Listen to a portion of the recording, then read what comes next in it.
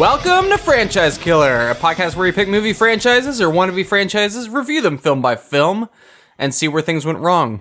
Or right. I was trying to do Jim Carrey. That's what I was going for. I think I ended up like a pirate. I don't know what it was. I can't do, he puts on an accent. For one, I can't do Jim Carrey in the first place. And two, he's doing an accent here, so I can't do it. Yeah, well, you can always do, alrighty then.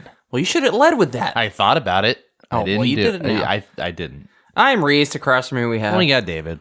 To his left. Irina. And to my right. Colonel Stars and Stripes. And handing directing duties over to someone less competent we have... AJ. And I came up with that on the cuff. I did not have a line written for you. That was great. And the movie we're talking about today, tonight, this morning, whenever you may be listening, is the epic, the amazing, the astonishing Spider-Man. Kick-Ass 2. Oh. Loved the in sync. It is not actually planned. In sync. It's a movie that came out in 2013. The movie is directed by Jeff Wadlow, who also directed. All right, guys, wait for it. Cry Wolf. Oh, that one? Yep. Wait for it. Never Back Down. I actually have seen that. I believe you, David. True Memoirs of an International Assassin. Truth or Dare and Fantasy Island.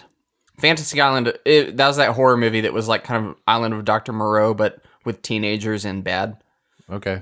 I am shading this guy way too much. Like, Cry Wolf is actually a perfectly fine horror movie. I have actually seen that movie. It's like an Australian horror movie, kind of a slasher. It's actually pretty good. Never Back Down. It's got its followers. I have not seen it, but apparently it's okay. But I'm just saying, when you compare this guy's filmography to the previous Matthew Vaughn, it kind of pales in comparison. But Jeff Wadlow, he is a competent director. Sure, he's a nice guy. So I don't want to, dig on him too much. The movie stars Aaron Taylor Johnson, once again, Christopher Mintz-Plasse, Chloe Grace Moritz, Jim Carrey, and John Leguizamo. And it is written by Jeff Wadlow. The movie is also based on Hit Girl and Kick-Ass 2 Balls to the Wall. So 2 comic books here combined into one. And when I read that, I was like, oh, it makes sense. And I can already tell what those two changes are. Yeah, because this movie, for me at least, felt very much like 2 movies smashed together into one. With that said, for those that are new to this show, on this podcast, we first go over our thoughts on the film before revisiting it for the episode. Then we dive into the story, break it down bit by bit, and talk about the more significant moments. Then towards the end of the show, we give our brief reviews and numbered scores, along with an analysis on the health of the franchise and whether or not this film hurt it. So, David, this being your mini-series, the mini-series of the Heroes, It's Complicated, what did you think of Kick-Ass 2? Or had you seen Kick-Ass 2 before this episode? No, I had not. And I've always heard about it. I think they both, in my head, had equal sort of bearing. I didn't know which one was better since I hadn't really seen the first one. So I was going to say, it would have been weird if you had seen this and only half of the first one. Yeah, I'm like, First one, not great, but this next one. Irina. I had not seen this one at all. I think I vaguely remember maybe a trailer for it, because I do remember Jim Carrey being a part of this movie, but that's about it. AJ? Yeah, I mean, I never really followed the series too much, but, Johnny Knoxville's pretty prevalent. No. Here we go. There it is. He said it was too obvious last time. I don't have anything Johnny else Knoxville's not in this movie, AJ. There's a lot of beating up people and just physical harm. He would have made an interesting Stars and Stripes. I'd watch it. So AJ watched Jackass. The rest of us watched Kick-Ass 2. No, Jackass number 2. Jackass number 2. Okay, thanks for second. clarifying that. So I know you did watch Jackass number 2 for this episode, but had you seen Kick-Ass 2 before? I think so, or bits and pieces maybe, but I don't have full memory of it. Okay. Noah, how about you? I did see this. I think I watched it through a totally legal website. Oh, yeah. Totally When it legal came out. website. I actually have something to say TotallyLegal.com. about that. So, Chloe Grace Moritz brought up the fact that the reason this movie did poorly too is because it was the number 2 most illegally downloaded movie of I'm the so year. Sure, sad. that's I'm why. so sad. I'm just saying she was talking about how they might have done a third one and tried to like figure things out. I'm so but- sad that this one was that. Look, man, Failed because of people put effort into this movie. I'm gonna. look- People might have put effort into it, but I don't know where I was going with that. I'm just gonna say. Torrenting is hard, man. I'm just gonna say when we go over box office numbers of the first one compared to this one, this does not strike me as like wow, illegal pirates really put a dent in this one. For my part, I had seen this movie, so I'm maybe the only one who saw it all the way through out of this group. I think I saw it like a year after it came out.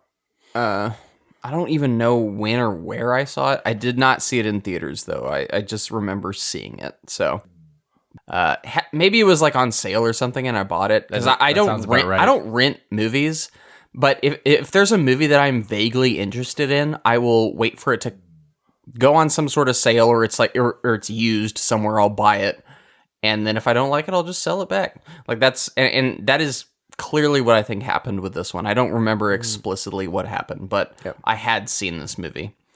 With that said, David, give us that enthusiastic call to action. Very enthusiastic, please. Hey, everybody! Do you remember Franchise Killer Podcast? No, not Coke, Not meth drug. head. Yeah. Like No, that was Jim Carrey. I'm just gonna say it fell quite in line with what you no, asked be for. be Colonel Stars and Stripes and give us the call to action. All right, everybody. I'm going to need you guys to go out there, not to hurt anybody, not to kill anybody, but to do good. And to do good for this Franchise Killer podcast, you need to go on Apple Podcasts and give a 5-star review. And also go on their Instagram and follow them there because David puts a lot of hard work into that and he needs to see more results. But also Twitter and YouTube, and also just ask your friends if they've heard of us, and if they haven't, go, hey, maybe you should listen to them. Honestly, that was not bad for just like pulling that right out of your butt. It didn't go Australian for once. It didn't. That was weird. I feel like to mask the Australian, you would go. Like, All right, get on there and get them following Franchise Killer. Now you did do Australian. Yeah, it felt like I yeah, had it to. felt, it's not David if he doesn't. It's true. With that said, David, can you give us that story to Kick-Ass 2? All right, I'm just going to read the whole thing. Ready to go again? What do you want me to do? Hit me. You're a 15-year-old girl. What the hell?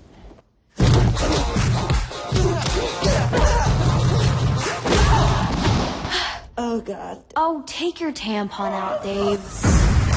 They may wear costumes, but it isn't Halloween. They're real-life superheroes. Me and Hit Girl, we're training every day. There were more and more people joining us every night. Colonel Stars and Stripes, reporting for duty. And try to have fun. Otherwise, what's the point? A world full of superheroes, huh? Where do they get a load of me? I am gonna make Kick-Ass pay for what he did to my dad.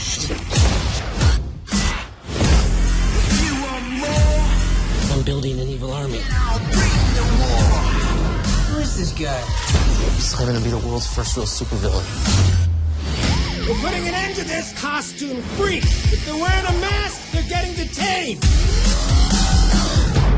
Promise me that you will never dress up. 4 years after the death of Damon McCready and defeating Frank D'Amico, Dave Liszewski, bored after having retired from fighting crime as Kick-Ass, begins training with Hit Girl to become a real hero.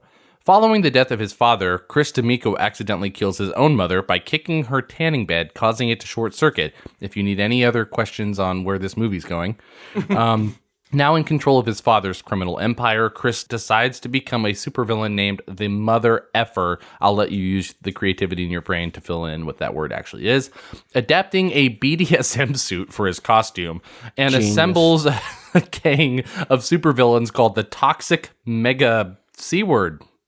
With his aide Javier, and gains a cult following on Twitter. swearing vengeance on Kick-Ass. The other leading members of the toxic mega C-word, including African-American UFC Just say fight. chumps. All right. It doesn't- Mega chumps. It rolls off the tongue better. Including Or Chads. African-American UFC fighter Black Death, short stature mob enforcer, the Tumor, ex-Triad gang member Genghis Carnage, and the only woman on the team, former Russian bodyguard Mother Russia. Mindy's guardian, Marcus, discovers she is still fighting crime and makes her promise to give it up. Dave resumes his life as Kick-Ass, joining the superhero team Justice Forever, which Dave had inspired. Led by ex-Mafia member and born-again Christian, Colonel Stars and Stripes. Kick-Ass begins a sexual relationship with Night Bitch, one of the members, after breaking up with his girlfriend Katie Doma due to her mistakenly believing him to have been cheating on her with Mindy. He and Marty... I don't think that's how that happened. Yeah. This movie. He and Marty, who is also on the team as battle guy, alienate their friend Todd from participating in their heroics because Todd's superhero persona, Ass Kicker, is an obvious knockoff of Kick-Ass. Mindy, attempting to lead a normal life, tries out for the dance team at school and promptly asks the boy to take her on a date after declining to join Justice Forever. The date ends up as a cruel prank planned by the bullies in her school, but Mindy gets revenge on them the next day, resulting in her suspension from the school and getting grounded by Marcus when he finds out. Dave's father discovers Dave is Kick-Ass after finding his superhero costume, and they have an argument which leads Dave to leave home.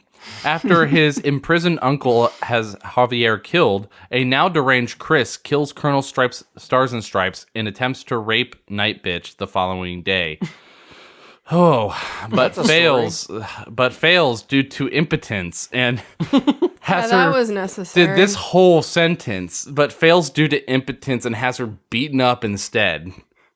Chris's henchwoman, Mother Russia, kills the arriving authorities, resulting in a police clampdown on both costume villains and vigilantes. When the police track Dave through his IP address, Dave's father surrenders, claiming that he is Kick-Ass in Dave's place. What a good dad.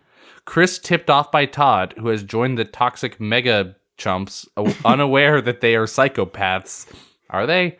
Has Mr. Lazowski murdered in police custody, revealing his true identity. All right, now it's getting quicker. The toxic mega chumps sabotage Mr. Lazowski's funeral and kidnap Dave, but Mindy rescues him. Afterwards, Dave, Mindy, and the remaining members of Justice Forever, joined by a resurgence of masked do-gooders, battle and defeat the outnumbered toxic mega chumps. Mindy, as Hit Girl, defeats and kills Mother Russia with the help of adrenaline dose in battle. While Dave and Chris fight on a rooftop. Chris crashes through a skylight, landing in a water tank where he is then mauled by a shark. Justice Forever decides to take a break from its superhero duties, helping people in their ordinary lives instead. Mindy tells Dave that she is leaving New York due to being wanted for murder, but that the citizens need Kick-Ass. As police officers raid Marcus's home to investigate Mindy's whereabouts, Dave accepts the responsibility and begins training and upgrading his equipment. In a post-credits scene, which I'm sure we all watched, Chris, who has survived the shark attack and whose limbs and genitals were bitten off by the shark, complains for attention over an out-of-reach cup of water. The end. It's good. That might have been one of the hardest things to read for the movie plot that I've done. I enjoyed it. So this movie kicks off. Irina, I think you put it best when we were watching this together, that the movie starts off fine. It's like, oh yeah, this seems like a, continuation of Kick-Ass. Not only fine, actually really good, because you're happy with the changes. Yeah, but as it goes, it was just like, you're at this level and it just slowly starts to burm. Reese is keep moving going his down with hands the down. points. It goes yeah, just like down the rung the longer it lasts. Yeah, it kicks off at it's a similar scene to where Mindy was being shot by Big Daddy, but in this case it's Kick-Ass being trained by Mindy, and she is like, oh yeah, basically giving him the rundown of what it's gonna feel like, and here you go, just deal with it, and shoots him, and it's like, okay, the movie instantly establishes, we're back in the Kick-Ass world. Yeah. It perfectly reintroduces you to the characters. I feel like it's a direct sequel, even though they are aged up. Yeah. Especially Mindy, Chloe Grace Moritz, even though it's 3 years, she seems like 5 years older in this. Like, yeah, she does. She did a lot of aging between that, because she looked like a little girl in the first movie, and now she just looks like I don't know, she looks like a high schooler. But I think the first thing I notice is that they try to, it's honestly just a case of mimicry at first, where they're trying to hit the beats that the first Kick-Ass had, and it's not quite the same. There's this missing charm to it, and the voice of Dave is not the voice of Dave anymore. It's someone kind of trying to talk like Dave, but without any of that kind of, he has this weird sort of innocence to him that just isn't there anymore. Through the narrative, I almost get the sense that Aaron Taylor Johnson is slightly just out of it. Like, it's just not like he's still putting on a decent performance, but he's acting like a person who knows he's like not really the lead of his own movie anymore. Right. And he's kind of, it just doesn't feel the same. I don't know. I can't put my finger on it, but I think it's rushing through a lot of stuff, and it's, with his whole like narrative to the audience, it's kind of jumping through, okay, like, here's where we're at right now. This is what I'm feeling. And it's doing a lot of talking without a lot of showing. Yeah. But in a very quick, kind of rapid manner. So when I was first watching this, I thought it was because, they need to get through like some of this, let me catch you up right now. And then they're going to like really dig into what the story is about. Yeah. And that didn't quite happen. And it very quickly starts to just diverge these two characters, where we do have like Kick-Ass and Hit Girl wanting to team up, and they have that, and that's when I feel like this movie is working, when they're working together. But once it starts to split them off, and Hit Girl decides, or she's with her new dad, but her new guardian, who is the partner. His name, Duncan? It's Marcus. Marcus, not Duncan. Yeah, Marcus Williams, played by Morris Chestnut, who I like him. He's just acting in like a different movie. As David, you pointed that out, I think. But he's wanting her not to do any of the unhealthy stuff that she had been participating in with her father. And he wants her to actually like live a normal life and actually make friends and actually potentially have a chance at a normal like future. Whereas Kick-Ass is leaning more into wanting to be a part of a team, like crime fighting, and he's like, I finally feel like I could actually be good at this after, she's been training him. He's starting to feel more competent. He can fight bad guys in a sense. He comes across like Dr. Gravity, who's played by guy from Donald Faison, I think that's how you say his name. Yeah, it plays Samuel Kears. But that's where you start to get the sense that, there's like two plot lines here that they're trying to smash together, and I just don't see them. Like, we mentioned how this is based off of Hit Girl and Kick-Ass 2, Balls to the Wall, those two comic books that were developed. I think Hit Girl came out before this movie, and and Kick-Ass 2 was developed at the same time. I could be completely wrong about that, but this movie, as it progresses, feels like it wants to be a Hit Girl movie, but is like, it's called Kick-Ass, though. We kind of have to see what Kick-Ass is doing. So she'll do her side movie in high school for some reason. Yeah. Which is almost like a Mean Girls type ripoff. Yeah, and so I guess at the beginning of this movie, before, like, I feel like this movie takes a downturn, how are we feeling about the setup and just, I guess we don't have to talk about the MFer yet, but just the, like, Kick-Ass and Hit Girl, their relationship, and just where this movie picks up from the original. I think I'm on board so far. It feels a little rushed and not quite the same, but I think at that point I was thinking, well, who knows, like maybe it'll start to ramp up to something good. So far I'm okay with this relationship they have, where it seems like she has sort of this blossoming attraction to him, which would make sense given her age range, you know, like to start to look at a guy like, oh, he's a little attractive, but he doesn't see that because she's like a little sister 15 years type. old. Well, yeah, she's like a little sister though. Like maybe 20 years later, that wouldn't seem like much of a difference, but even 10 would be fine. But where this movie picks up, the thing is, it's not. I'm still okay with where it is. It seems like it might be slightly lesser from the beat that the first film had, but I'm okay at this moment. Anyone else have any comments on the opening portion of this movie? I think it's just a good setup. Yeah. Noah, you seem like you're the most on board so far. I think, the beginning is a decent setup given the last movie. You like to see the fact that they've grown, but then they just introduce like the fact that now they're trying to go into Hit Girl's real life and how she's like she's in trouble with her new dad or something. I think the problems start earlier than that. Well, they probably do, but this is where it's like, okay, clearly this is not what you want with a kick-ass movie. Yeah.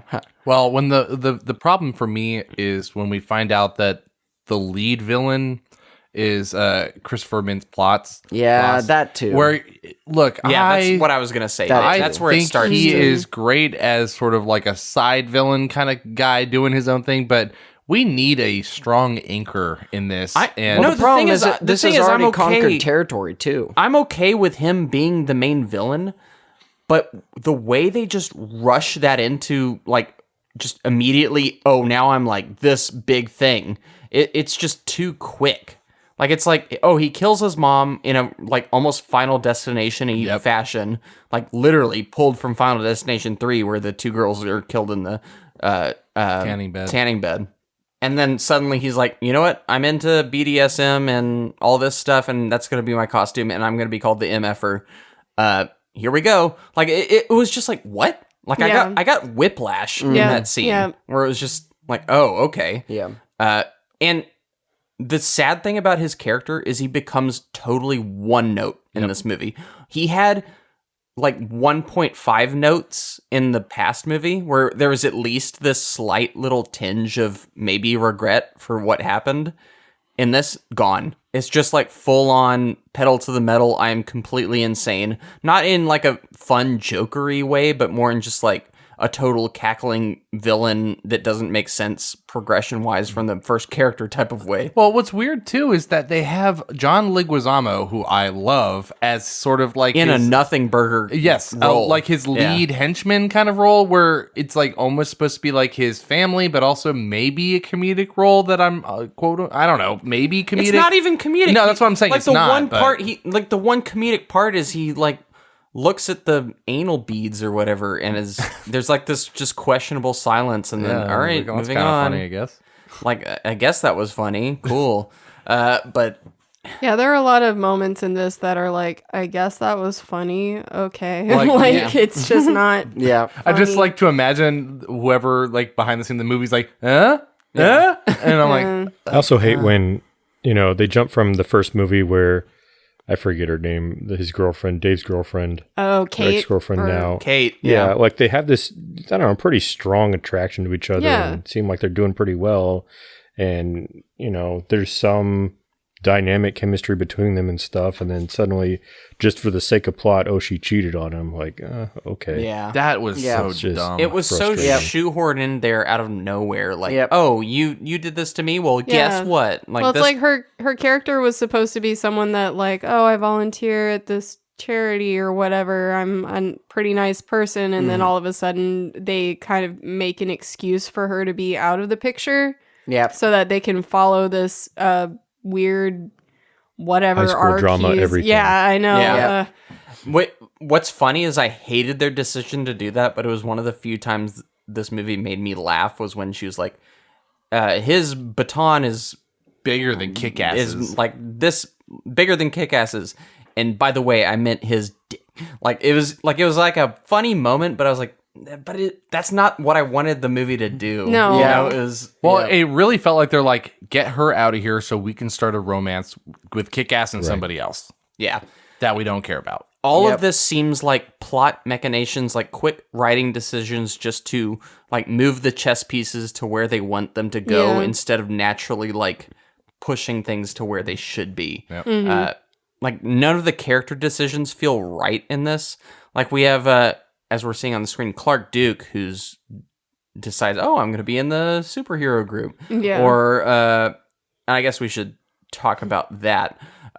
In this movie, you have your Nicolas Cage replacement in Jim Carrey, which clearly they're trying to frame this franchise around like having these central characters and then having one like veteran actor from the 90s come in to play this like badass type role. Except they barely do anything with Jim Carrey in this movie. He's in it, and he's fun to watch when he's in it, and he has one cool action scene. They're like, let's do exactly what we did with Nicolas Cage's character, but not quite as good. So he's Colonel Stars and Stripes, who's kind of like as we said in the previous episode, these characters are slightly riffing off of Marvel and DC characters. Obviously, he's supposed to be the Captain America of this movie, leader of a team, leader of the quote-unquote Avengers, but in this they're called, what are they called again? Justice Forever. Yeah, Justice Forever. I'm not proud that I know that. I'm glad you know that. But yeah, Kick-Ass, since he was rejected by Hit Girl because she got in trouble helping Kick-Ass, and now is trying to pursue a normal life at school and in, just, I don't know, try to get out of the superhero game. He joins this say it again, David. Justice Forever. He joins the Justice Forever group, along with, through Dr. Gravity, is that his name? Yeah, Dr. Gravity, who's played by Donald Faison. Yeah. David, you should just narrate. This is good. You should just lead this podcast. But yeah, he joins via Dr. Gravity, who is already in. He's like, oh yeah, this group we're in, blah, blah, blah. And we are introduced to say it again, David. Justice Forever. I'm going to keep coming to you. And the members of this group are the Night Bitch, Colonel Stars and Stripes, Clark Duke is there as well in a very like revealing costume. Not revealing, but a costume that reveals like easily who he is, so Kick-Ass recognizes him immediately. It's like a worse costume than even Kick-Ass's. Yeah. This is stuff that I feel like would have been funny if the director had done it right. Well, that's the funnier part to me in this movie is when they introduce them and kind of the beats that they go down. I like the husband and wife combo where they're like, our son died, so we are going to remember him through this. Their costumes were funny where they're just this is so bad, but in a funny way, I think. And then Donald Faison's character, I just love Donald Faison. I love Scrubs. He has a good energy brought to this. I think he's one of the few that actually has something to bring to this movie. He does. Even though his character is just very small. And they barely use him, which is the problem. But when he's on the screen, he's like, oh, I want to watch that guy. Yeah, it's like, oh, I like that guy. Yeah. Yeah.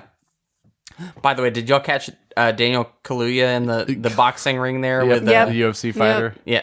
Well, he ends up being like part of Chris's team or Mother Effer's team. Was it like Black Death or something that he called him? Yep. Yep. I do like how they recognized the fact that they were going with racial stereotypes. I don't. I think this is something this movie suffers from, is leaning too hard into the edgy to the point where it's like it's not edgy funny though. It's edgy, hey, I'm being edgy, and it's kind of funny that I'm doing that and I don't really care what you think, but obviously they care what you think because they're trying too hard. Yeah. There's something about it that's just not I don't like it. Yeah, the first movie already pushed the limits with like what's acceptable with that, and this one just really like they cross some lines. Yeah. But meanwhile, we have Hit Girl. I'll call her Mindy in this case since she's not going by that. But this enters the Mean Girls portion of this movie, where she's trying to integrate in high school, trying to make friends, trying out for cheerleading, I think. Yeah, something. And some the dance team, I believe. team or whatever. And Irina, I got the most audible cringes from you with most of her stuff. Did you want to give me some of your opinions on I'll say just Mindy's story arc here, or Right. I don't really like any of it. I think I understand the direction of, oh, she's trying to figure out who she is outside of Hit Girl, whatever. But I feel like they spent way too much time with this high school stuff because I felt like I was given a really cool, interesting character, and the interesting part of her got sidelined so you could experience this like awkward teen phase where I don't know who I am, and Kick-Ass gets to have all the fun fighting crime and you know, just hanging with superheroes, and every time we come back to Mindy, I'm like, why is she hanging out with these losers? Like, she was so cool in the first one. Why are you bringing her backwards? I don't know. It's almost like this would have been much more acceptable if it were her own movie. Yeah. I would accept a plot line like this if there was no cutting to Kick-Ass doing cool stuff. Yeah. Like, I'm okay with this character slumming it with the cheerleaders as long as it leads to something cool, which it does in this movie. But I think this part had some of the crappiest writing too. Oh my gosh. It's really lazy. It's really bad. It feels like it's trying to be niche or something, but it's still like knockoff Mean Girls, but not funny. And so More crass. I think I would have liked something where and more cringe. She's both trying to figure out like high school, and because she's young, like I get that appeal of wanting to fit in, but if she also had the narrative that Kick-Ass did where she finds like these local vigilantes where she's like, okay, yeah, I can serve this purpose too, and you know, having that conflict, Kick-Ass can still be in it, you know, but every time we jump back to him, it's his story is going nowhere. It's just he's just there. Yeah. And I feel like it's a big departure from his kind of character and moral compass, like this trio of friends that seem pretty tight, you know, they're always outsiders and stuff. And then they just instantly ditch him just because he has this dumb idea to be the reverse Flash and, you know, whatever. Like, okay, like just encourage him to do other things. And then suddenly he goes off and joins the Legion of Jads. And I don't know. That was just, I didn't care for that plot device at all. I think they really had problems when they separated Kick-Ass from Hit Girl and then tried to incorporate some weird romantic tension. Like now these two can actually fight together. Why have you spent the whole movie separating them? Yep. Like it was just so it's frustrating. It's just such a bad idea.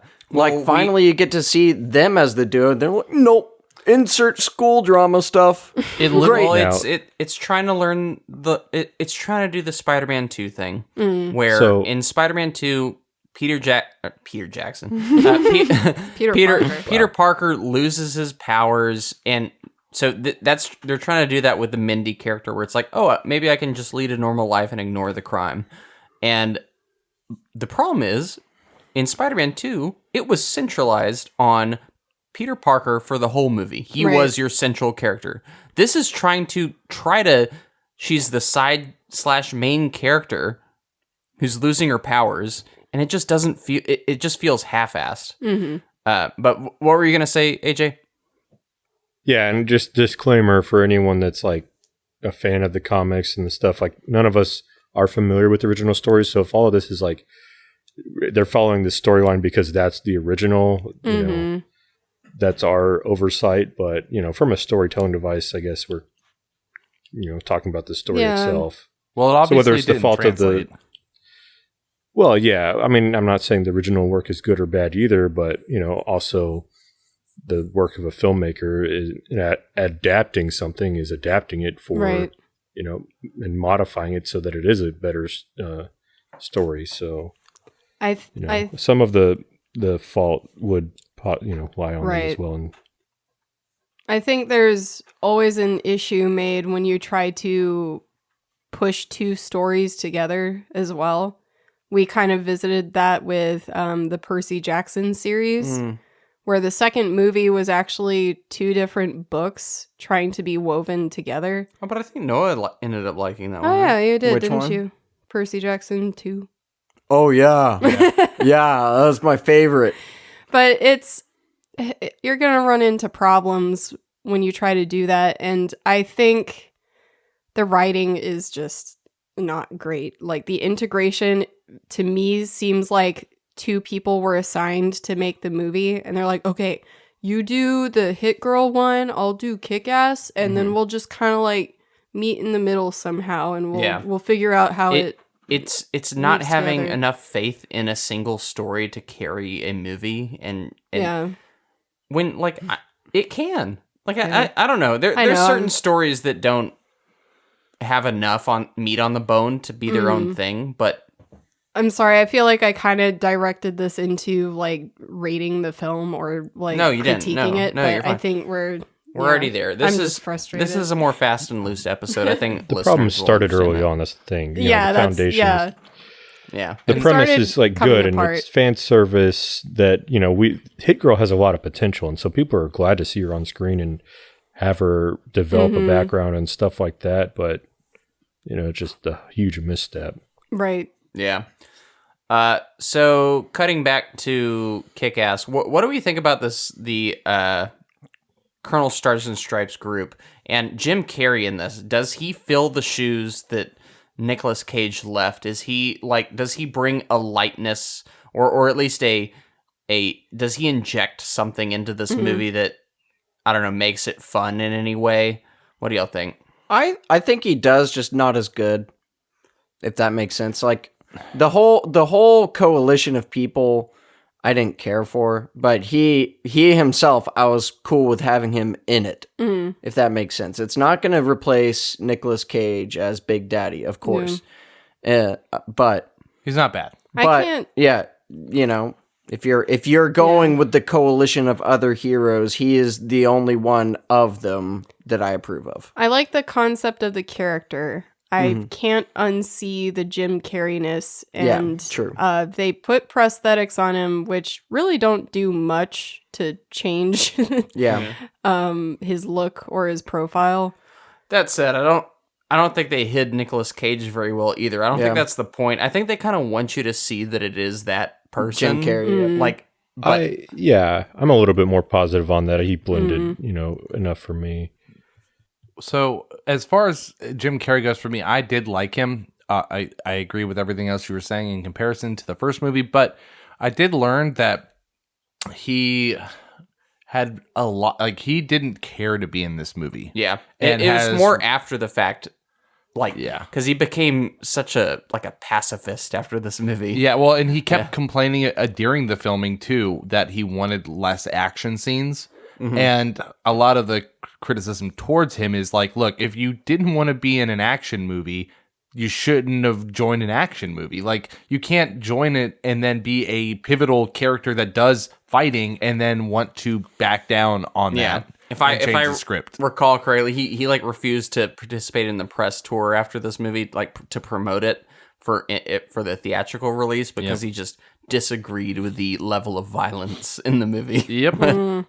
Yeah, and he had a very limited schedule for recording, so like it became sort of like a quick recording process for him whenever he was doing his scenes. Which is funny because his character is so like anti-lethal and doesn't curse. Like, you'd think he would still like your message is preserved in this movie. Well, I would make an argument that that's his character probably is this way because of him.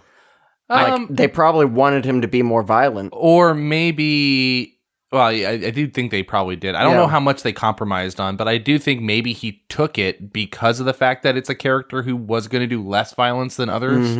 Like, maybe that's how they're like, we need a big comedian that fills the shoes of Nicolas Cage, and they somehow convinced Jim Carrey to do it. I don't know. I imagine that they probably set it up to sound a little different than what it was for him, and that's why he's mad. Could be.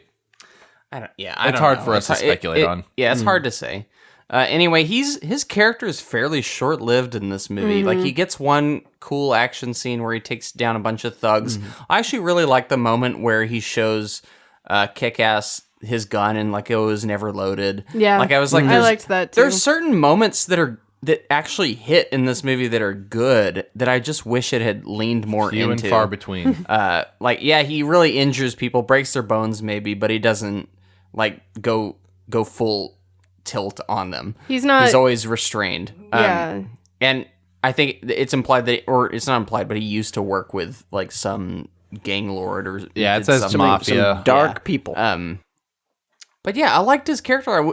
Another case of like, I wish he was in this more. Like they take him out of it really quickly. Goes too soon. It's almost a glorified cameo. Like he's in it and he has a big-ish like presence when he's in the role, but once he's gone, he feels like he was gone even quicker than Nicolas Cage was in the previous movie. Like we have the MFer who comes in, he's assembled his crew and pretty much instantly just takes him out. Right. With Mother Russia, who's another big character in the comics that I think people were like excited to see, and she just does her typical like just neck break with her legs. I don't know why he needed any other villains, because I think Mother Russia did pretty much everything. Yeah. And I will say, she is hardcore and an imposing very force. formidable. When you see her, it's like, no, I do not want to go against that person.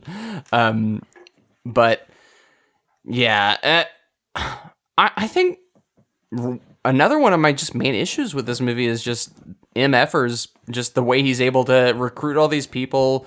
And his cause is just, his only cause is, I just want to be bad. I want to be the best at being bad. Yeah. And that's his natural progression from the movie and his character in the first movie. Just, I'm going to recruit all these people and just be bad and have my lair. Like, it is funny so. If this movie leaned fully into just being a comedy, that would be funny. Like, I'm going to have my shark lair or my shark tank in my evil villain lair. But I don't know. I didn't find it, I don't know, compelling in any way. I don't know if y'all feel the same way. No, I'm with you really for the most part. I think it's at this point when we're just kind of hopping between all these narratives and none of them have been overlapping at all, really. This movie is short, but it feels really, really long. It feels really does. Longer than the first movie. And the first movie was 2 hours or something. I just remember getting to a point where I was like, okay, how much longer do we have? When are they gonna like finally start ramping up to a finale? And the whole kicking some ass. Yeah. And so the whole time it feels like the movie's acting in a way like it's trying to catch you up to the finale. Yeah. And not really being present in any of the scenes. The best example of that is Kick-Ass's father suddenly deciding to be relevant in this story and then immediately dying. I know. Like, what was that? It's like he read a Spider-Man comic and he's like, hey, I'm Uncle Ben. I need to engage with my son and then die immediately. I think one of the things that we laughed about was that, like, he said, oh yeah, I'm Kick-Ass. And I'm like, everyone bought that? Like, everyone thinks this guy is Kick-Ass's costume and then just got arrested. A foot taller. And then got killed by the MFers men in the prison. Like, it was just so quickly over and done with that I was like, I was, really? Like, that was a... Well, yeah, he, like, shows him a picture on his phone. Like, Mother Effer shows a picture on his phone. Is like, hey, look, it's your dad. Do you know what is so annoying about that? Like, the fact that there's such an easy writing fix for this, where... So when Colonel Stars and Stripes dies, the whole team is like, oh, well, back to business. Yeah, whatever. There's no real, like, mourning process. No, there wasn't. And then fast forward 15 minutes later, Kick-Ass's dad dies, and then it's this big, like, elaborate funeral thing. And then, like, why couldn't we have had the big emotional funeral be for Colonel Stars and Stripes, and then, what's his name? The MFer comes into the scene. Like, why did we have to have this additional cherry on top death after the other death to like hit home. Like, why he needs to really be sobered. Yeah. Like, why couldn't Colonel Stars and Stripes' death be the inciting incident that causes, like, oh, we got to get revenge? They were like, setting it up to be that way because he was the binding force, like the one that was teaching them, no, this is the right way to do things. We don't kill people, but we help them and whatever, you know. It's just weird to have these two deaths, one after the other, and the first one just like, oh yeah, maybe we should do something about that, and the second one's like, oh, you know, we definitely should do something about this. Yeah. Like, that did y'all find that weird? Yeah, I did. It's, I don't know. There's a lot happening. This whole movie's weird. Like, after Colonel Stars and Stripes dies, the team is just, they're hanging out at the cafe or whatever. Yeah, in costume, by the way. In costume, like, just like, and talking about, I think we're being targeted. Yeah, and actually being like kind of casual about it. Like, that was just off to me. Like, really? Yeah, I don't know. It's weird. I don't really understand a lot of the decision making with how these scenes are set up. Bad movie.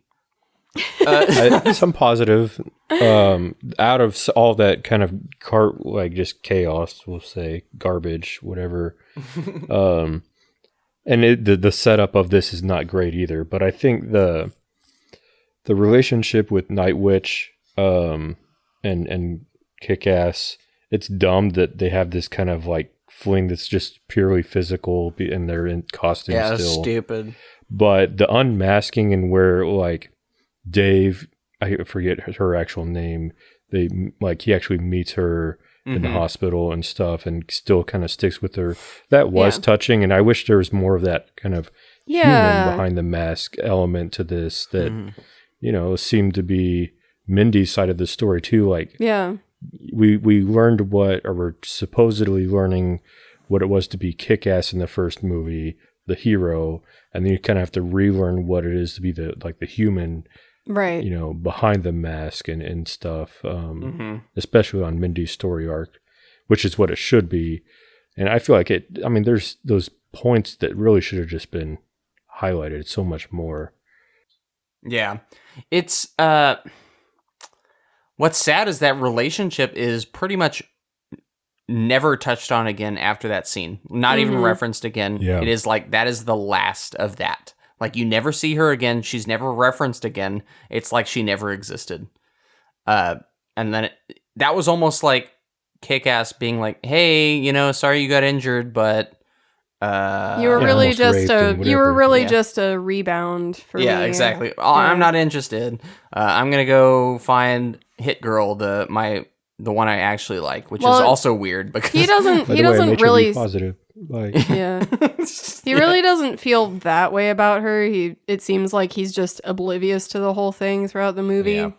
But you know. She's obviously interested in him. It's not reciprocated the same way. And I will also say this, and we should put more positive light on it if we can, if there is anything. I don't really care. Okay. What are you going to talk about the stick that she uses to make them vomit? And no, that was the piece of crap cherry on top of this disaster. There was crap. That's all right. Yeah. It was so dumb. Look, I will say, so fake because of just how ridiculously bad those cheerleader girls were. It was satisfying. It was satisfying, and I will say this movie is competently shot. The scenes still hold, you know, good color. I like the framing. I think that the actors and for the most part can act. It's mainly the writing. Yeah. And the writing. I'm not saying this is the worst movie ever made. It's just the downturn from the it just gets progressively worse. The weird thing is, the writing's not great, but it really does show you who's a great actor or actress, because Chloe Grace Moretz to me is still like she's kind of shining outside of everyone else because she still manages to make those lines work. She makes her scenes work. She's actually invested in what she's doing and still in touch with her character. So like everyone around her is kind of like in a different movie, but she's still taking it seriously. Yeah. She's fighting an uphill battle. Even though I hate the position she's put in exactly. in this movie, she is still the one that seems like she's acting the most genuine to her character. Right. Yeah, her performance is the best of the bunch, even though just I hate her. I hate her arc in this movie. Yeah. It's kind of like she's been imprisoned somehow in some kind of like crappy role for that character. And yeah. So to touch on her before we move on, I kind of skipped over the part where she's totally duped by her quote unquote friends, the cheerleaders that led her to believe that she was her friend.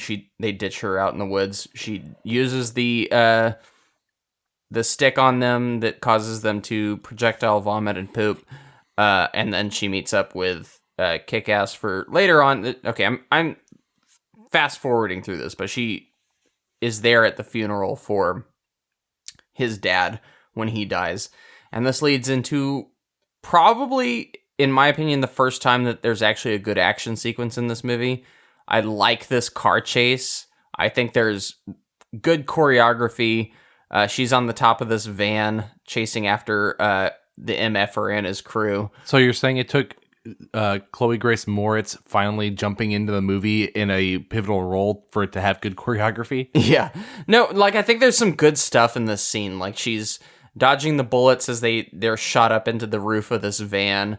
And all the stuff she does on the door to try and take out that guy in the passenger seat and then take out the driver is pretty cool. Like, I thought that was actually legitimately well choreographed, and I enjoyed that scene. It was only like 2 minutes long, but it was still good. I did wince when she put her fingers in the bullet holes in the sheet metal. I was like, you're going to lose your fingers that way. Yeah. She's been training. Big Daddy trained her to put her finger... Never mind. Move what? On. That sounded not you finishing made it, that sentence. I don't think it was going to get any better. I think I had an idea, and then I realized that it's just... There's no way to really make that work. Let's just move on. So things happen... MFer has his lair and his shark tank, and Kick-Ass and Hit Girl reunite as a pair, and they're able to recruit a whole bunch of heroes out of nowhere. There is Kick-Ass and Hit Girl appear at Mother Effer's lair, and they're like, oh, we're gonna stop this. I don't know what they said exactly, but they're like, this is, we're gonna take you down. And then he's like, with what army? He doesn't say that, but it's just, and then they open the door, which is weird that they had the switch to just open the lair's door to reveal the army, but that's fine. And there's a whole bunch of people behind them, and there's a whole bunch of cronies under MFer, so there's going to be this big battle. And at this point, I was just like, all right, let's get this over with. Let's see that wide shot of everyone hitting each other with foam sticks and LARPing like in Role Models. Yeah, exactly. Like it was like Role Models. Yeah, there was, what's sad about this scene is there was no hype to it. Nope. It was like, okay, we're going to see a battle. There might be one or two cool confrontations, which yes, there are. But other than that, it's not going to be this epic superhero battle. It's going to be LARPing. That is what it's going to look like. And if that were done with some humor, that would be cool. But it's not. We get a fun confrontation between Hit Girl and Mother Russia, which I kind of enjoyed. And we get a decent fight between Kick-Ass and the MFer, which I kind of enjoyed. Like, I thought, this finale kind of elevated what was really at rock bottom slightly. Like, I liked these two one-on-one fights. Everything else was pretty lame, but I did like... The problem is, yeah, I mean, it's good. I was already checked out by this point. Me too. I definitely was too. But I liked all the stabbing the shards of glass into Mother Russia. I thought that was kind of cool. And she gets the best one-liner in the movie, which is like... I can't even quote it because my brain is dead. But it's like something about pricks and like what was it? Oh yeah, I can't repeat Something it. about being as big as you are, you'd be able to handle more pricks or something like that. Yeah, it was like a pretty good line. I thought it was pretty decent. But it was a cool death. And then obviously it sets up early that this shark tank there's this shark that looks obviously dead, but if he falls in that tank, he's probably gonna get eaten by the shark. Yep. And that inevitably happens at the end of the scene. Another good line is Christopher Mintz-Plasse, as much as I didn't care for him in this movie, he's like, I'll be like a evil Jesus or something. And then he like Christ poses as he falls. And then midway through it, he's just like, oh wait, no, I don't want to do this. Never mind. So I thought that was kind of okay. Yeah. This whole ending, I mean, I think we were all checked out by the time it happened, but I guess the good thing about being in a podcast where you're forced to really focus the whole way through, it was nice to have a refreshing ending versus the rest of the movie. Yeah. Positive.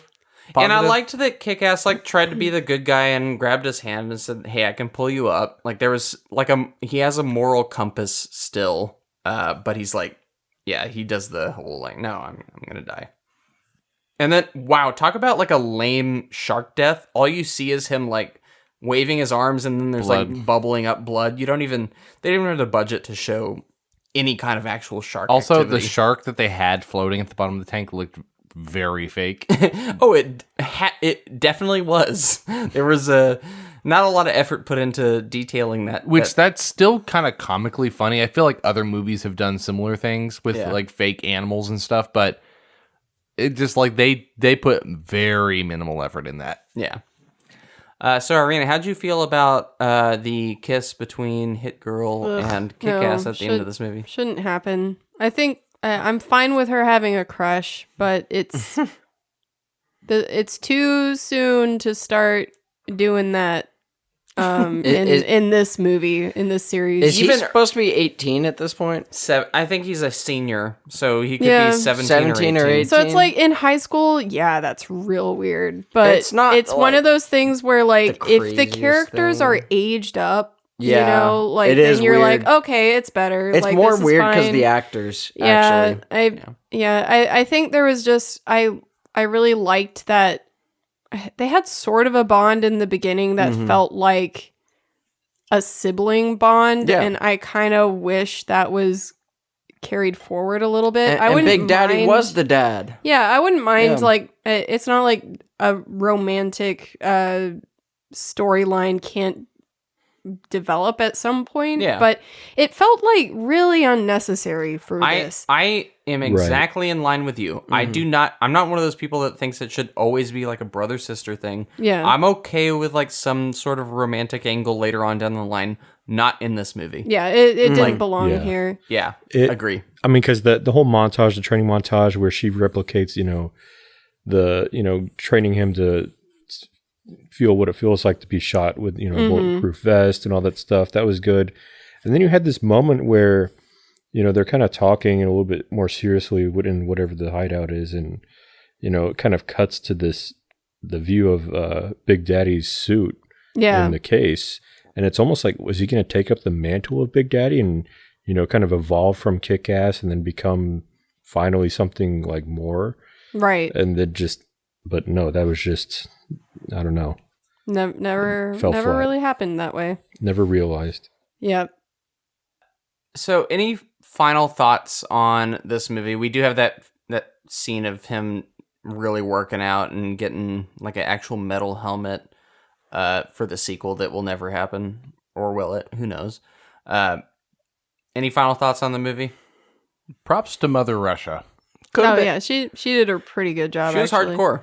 I liked that the I don't know if she did it, but the throwing of the lawnmower into the front of the cop car and just cutting dudes up. Yep. But with that said, we're closing out our story portion on Kick-Ass 2. We're going to take a quick break, and on the other end, we'll get into our brief reviews with numbered scores, get into what critics thought, talk some box office, and close out with some franchise talk. So we'll see you then.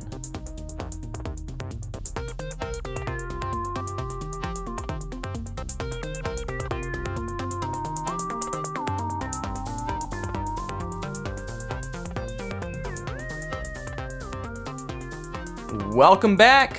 Let's talk Kick-Ass 2. David, you got our scores there in a little bowl. You want to pull them at random? It's ceramic. Wow. First That's up. nice. David, I'll kick us off this time instead of being last. I'm first this time. You're going to kick-ass us off? Sure. That joke is as good as this movie, which we'll give a 4. Oh. All right. I think I'm going to be on the high end. I just have a sneaking suspicion. I don't think you're on the high end. I think you're probably right in the right spot. I think you're in the range. Okay, yeah, all right. We'll see. Well, all I know is that 4 felt generous. Let's put it that way. Because of the respect I have for some of the actors that are in this and how competently I do think it was made, it's entertaining enough. I think I can see an audience, a very, very specific audience, potentially enjoying this. I think it goes in all the wrong directions. They're cramming 2 movies into one, which is very obvious. It felt, I don't know if studio intervention is the right word. It just felt like somebody was poking at it in the wrong way, trying to get them to go a certain direction. Like they had the beats. They're like, all right, we have these 4 or 5 things we want to do. Make the rest of the movie fit that. Mm-hmm. And they're like, okay, well, they don't. Well, we don't care. Make it happen. All right, well, he's going to have to break up with his girlfriend. I don't know how we're going to just make it happen. Okay, well, she's going to have to go to high school. She wasn't in a friend group like that. She's not a dancer. Like, make it happen. Mm-hmm. Like, okay. There's just a lot of stuff. And like, how do we get her back at the end? She's like, she'll get there. So regardless of all of that, I guess, it was pretty good. So pretty good, yeah. I wouldn't go out of my way to watch it again, but if I was at I think I've used this before, but if I'm like on vacation in a hotel room and nothing else was on TV, I'd watch it. Yeah. This or Tomb of the Dragon Emperor. Tomb of the Dragon Emperor, I would definitely watch over this. I think I would actually agree with you on that one. Okay, I might as well. It makes me think of when maybe we had like a Disney World trip or whatever, and Land of the Lost was on TV, and I don't think I would go out of my way to watch that movie, but nothing else was on, and so that's what we watched. I will say, I do think, generally speaking, we're being a little harsh on this movie. I know, we are. Well, I know. Well, I can't wait to hear your review now. All right. Let's see who's next. Not Noah, because I can already tell. AJ with a 3.5. Yeah, this was tough because, I mean, overall, looking back, I mean, kind of forgetting all the flaws, I think my takeaway of this movie is I want to remember the Hit Girl movie, and the positive of this movie is just basically appreciating Chloe Grace Moretz's performance and acting and developing away from just, Hit Girl as an 11-year-old or whatever. And kind of seeing a little bit more of the human character behind her.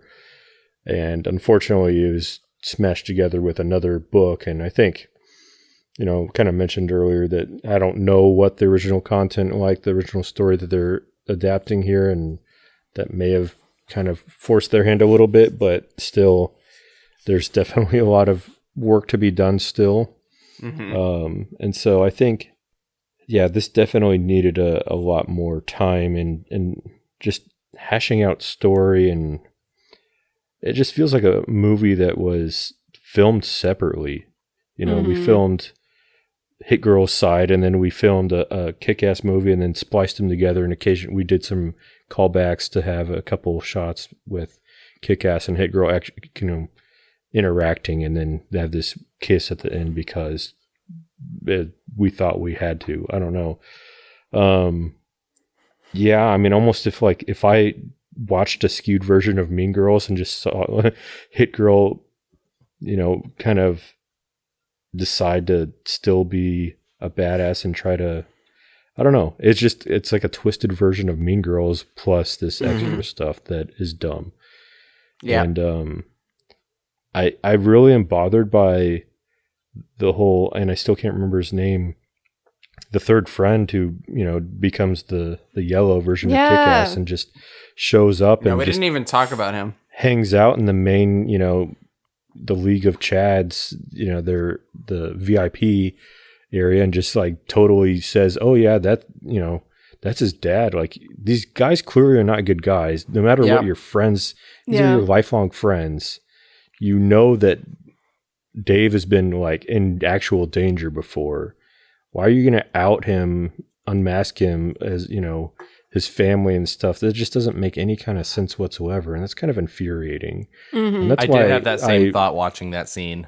Yeah, that's why I just don't like. That's what really tanks this movie for me, is despite all this potential for just like actual character growth and, you know, choreographed, you know, fight scenes and stuff that, you know, kind of are the bright spots. It's just the story and the character interactions don't make sense whatsoever, especially for supposed to be, you know, more of a realistic, real world people coming together as heroes.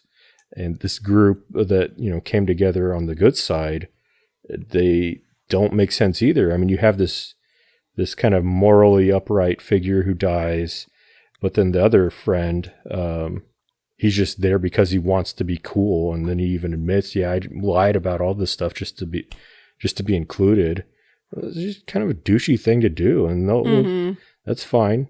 But then we'll just, you know, we'll rag on our other friend for imitating Kick-Ass. So that's just, I don't know. There's so many incongruent thought processes here, and no one, like Kick-Ass, Dave doesn't really learn from any of that, I feel like. And that's the most disappointing thing about this, is there is a negative, I feel like there's a regression in character development. I agree. Because Dave's whole arc is, he was just bored of being a regular person and wanted to get back into being Kick-Ass, to like, because everybody else was, you know, coming up as these heroes and he inspired them, but he wasn't being recognized. So he wanted to get back out there and be part of it. Like, that's a selfish motivation. And I don't feel like he ever overcame any selfishness. And, you know, I feel like Mindy needed to leave and kind of grow up. And like, I feel like her trajectory is somewhat positive, but Kick-Ass, the title of the movie, our protagonist, was regression. So that's why I'm, you know, dogging this movie so much. I mean, there's some fun aspects of it. There are, but yeah, there's definitely some roughness about it. Yeah. All right. Next up, Noah with a 5. Nice. I thought it was a pretty crappy movie. Good start. Yeah, but somehow I'm high with a 5.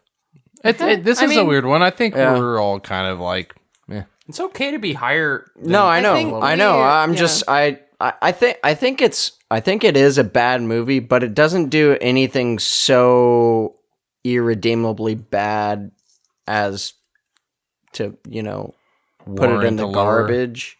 Yeah. Like, for me, I think there's still, you know, decent cinematography. The acting is still decent, other than the side characters. I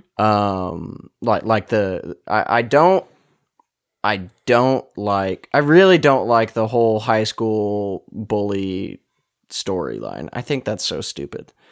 And then the separating of the two, and then making them into like a love interest with each other. I don't know.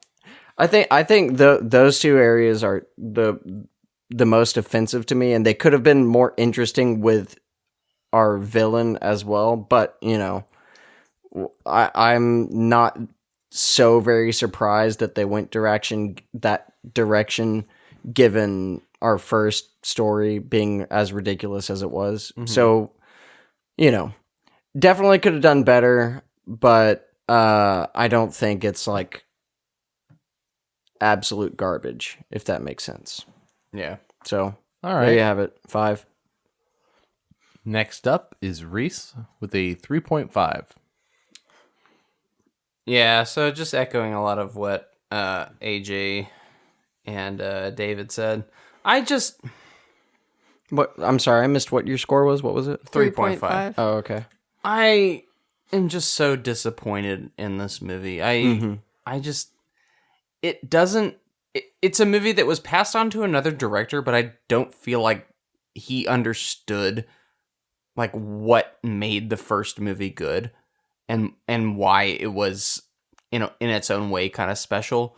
This movie just turns up it turns up the dials on all the wrong levels, where it's just like, let's go full intensity on all of these characters except for Kick-Ass, who is weirdly subdued, and just like there's no like subtlety to any of the characters. There's no dimension. They're just so much just one note versus the first movie where there was at least some like texture to the performances. Like the MFer is just full on villain. Hit Girl is just, I'm full on just trying to be better. And yeah, she does turn later. And Kick-Ass is just kind of in like the, I don't know, just the middle lane, just cruising. They do try to do the Spider-Man thing where he loses his Uncle Ben and he tries to be sad, but it just never feels like he's... yeah, and that's another problem. Like, Aaron Taylor Johnson, out of all the cast, feels the least invested of the group. Like, he just feels slightly checked out, and I know he's down to play this character more in future sequels if they were to happen, but like his character is a total flip from the first one, where in the first movie he seems totally in it, like dialed in, and in this one it just seems checked out, and I think he knows that he's not like the main star of the story, and he's just like, he read the script and he's like, oh wow, this is Hit Girl's movie. I'm just gonna play second fiddle, even though it's still called Kick-Ass and it's still technically his movie. It's actually Hit Girl's movie, and that's the problem, because Hit Girl's story in this movie could be interesting, but the way they take it, or the direction they take, is, oh, let's do a Mean Girls thing, and it's just wrong. Like everything is just miscalculated in this movie. It is still fun to watch. I'll give it that. Like, you can kind of enjoy this movie as you watch it 3 beers in. Like, it's okay. But it just is such a pale comparison to the first movie, which at least felt fresh and new. This movie just, it feels exactly like what you would expect a disappointing sequel to be. It is the disappointing sequel that we've all seen to all movies prior. Like, yep, that was the sequel. It wasn't as good. Like, that's this movie. 3.5. Like, I mean, it's not the worst thing I've ever seen, but it's not good. So yeah.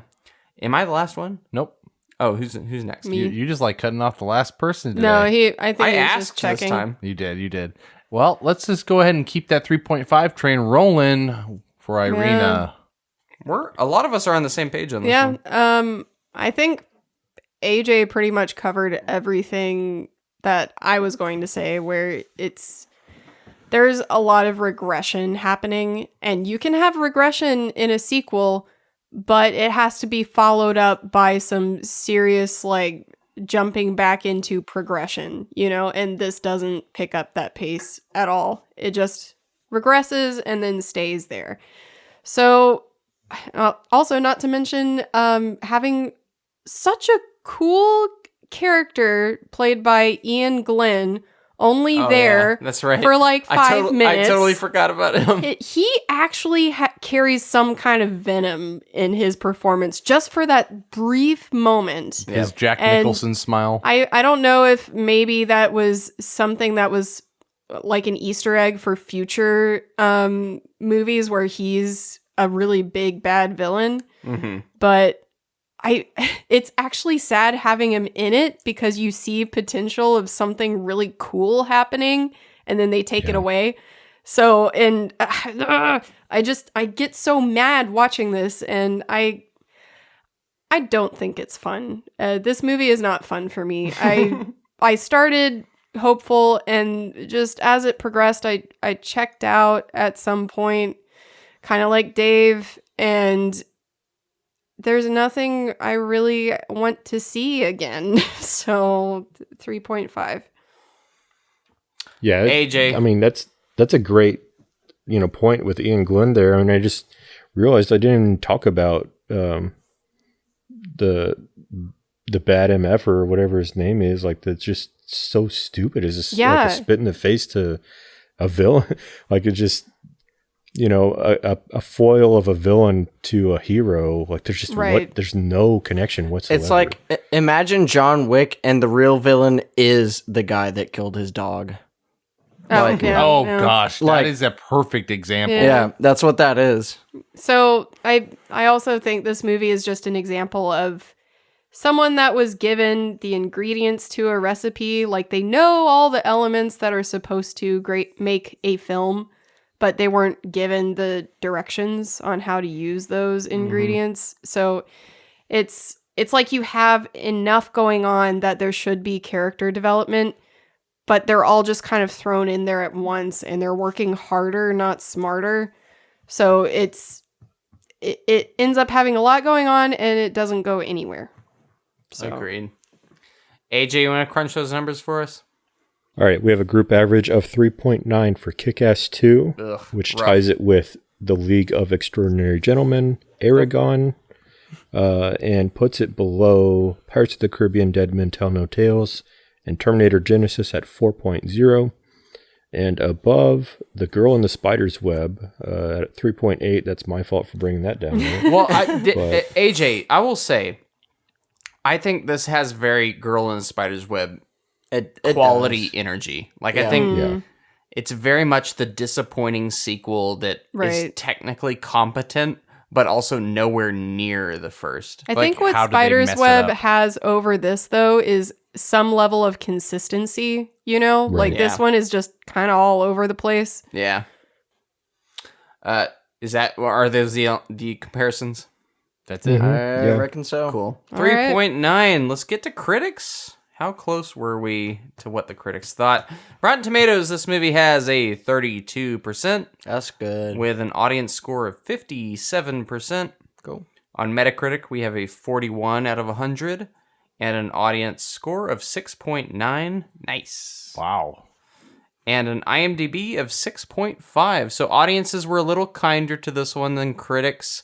So I would say audiences were mixed, whereas critics were mostly negative on this one. But not like insanely negative. It was more just like mixed negative. Kind of where we were, I'd say. Yeah, exactly. So not completely scraping the bottom of the barrel, but definitely not a good movie. Guys, have we become the critics? I think we've managed to straddle the line for the most part between critics and audiences. I don't. No, there are definitely a lot that we sided with the audience more than the critics. Oh, I mean, especially with like Clash of the Titans and King Arthur and things stuff like that. Oh, I'm the guy that always sides with the audience. Well, that's for the me most part too, for those ones at least. But I was kind of surprised to see it's not like extremely terrible. This is a movie, when I watch it, while I'm not like the most negative on it, I could imagine critics just being like, this is the worst thing I've ever seen because they're so dramatic about their scores. Yeah.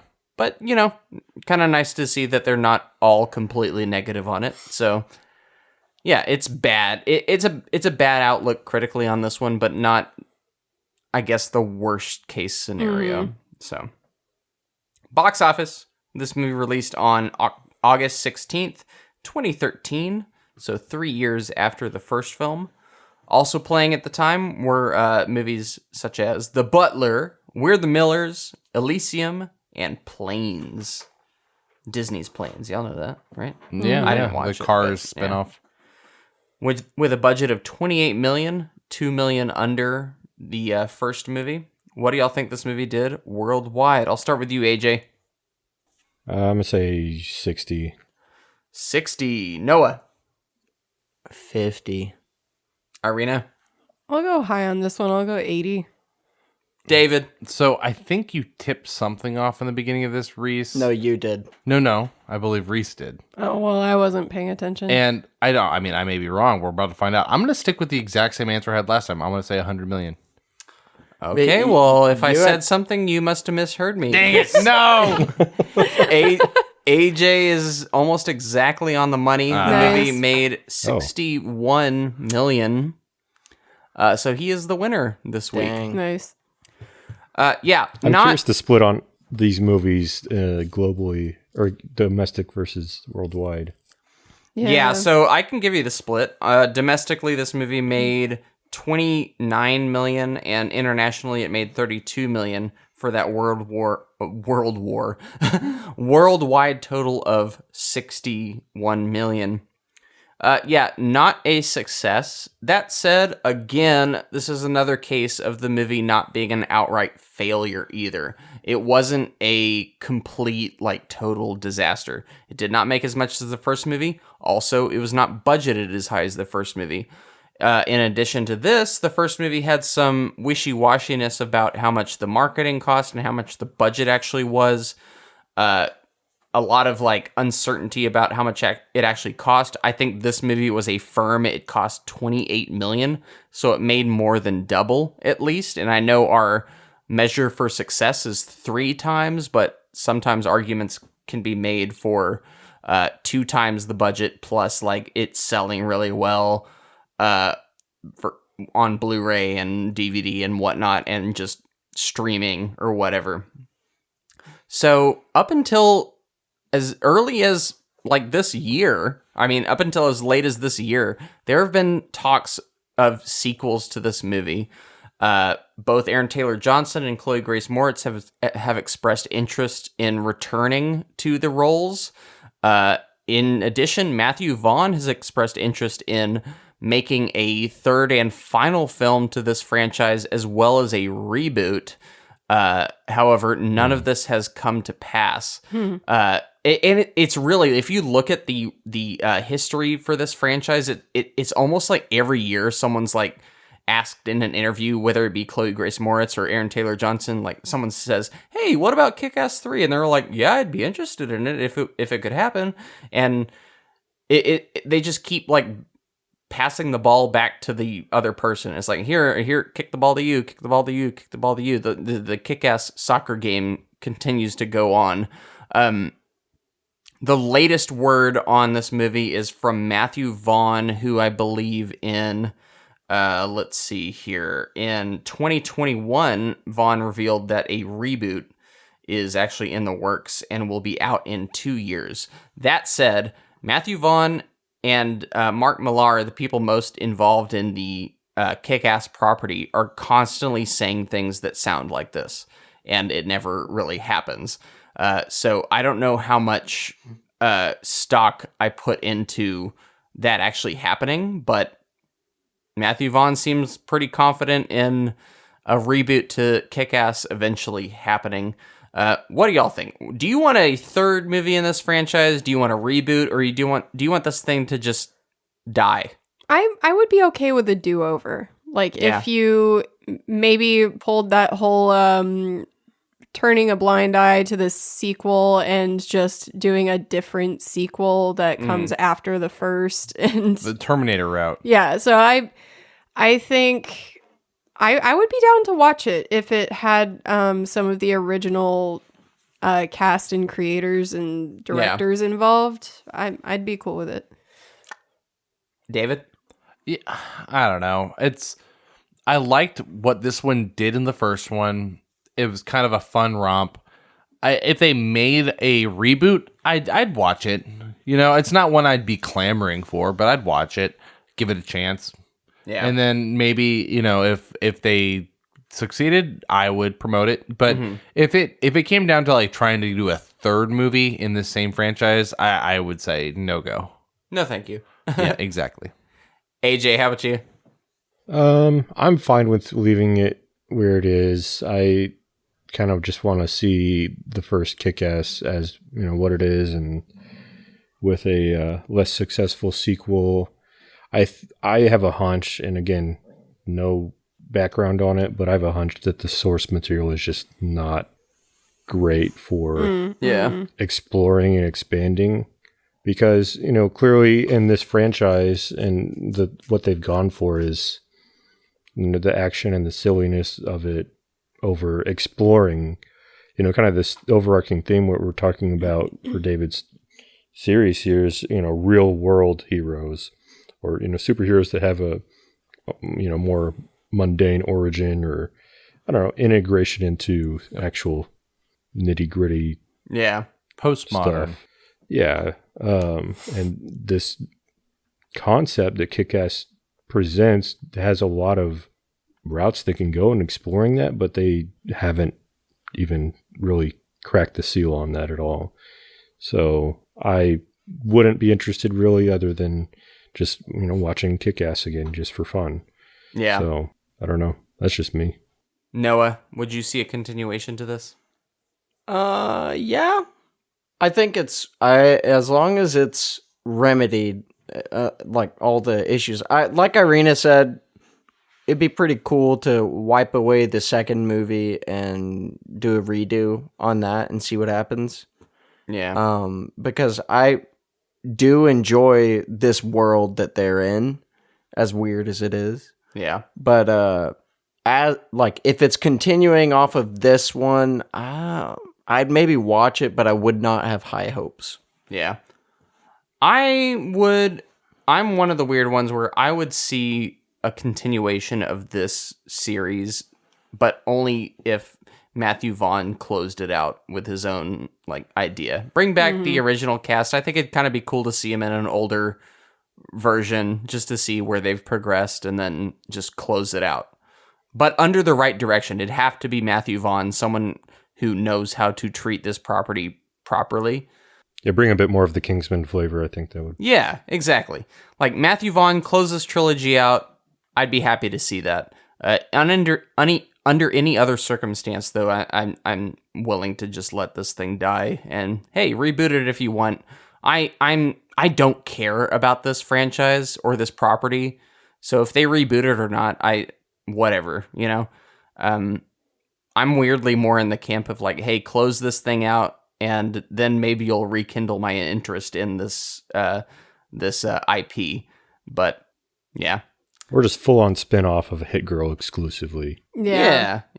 Yes, Hit Girl. Yeah, I would like that. And Big Daddy, if he weren't dead. Yep. If he weren't dead. And that was one of the things that during the course of the past 10 years, Matthew Vaughn wanted to try to, or at least some of them wanted to make a Hit Girl movie or an origin or prequel type thing. So that was a thing I kind of left out. So that was an idea that was on the table.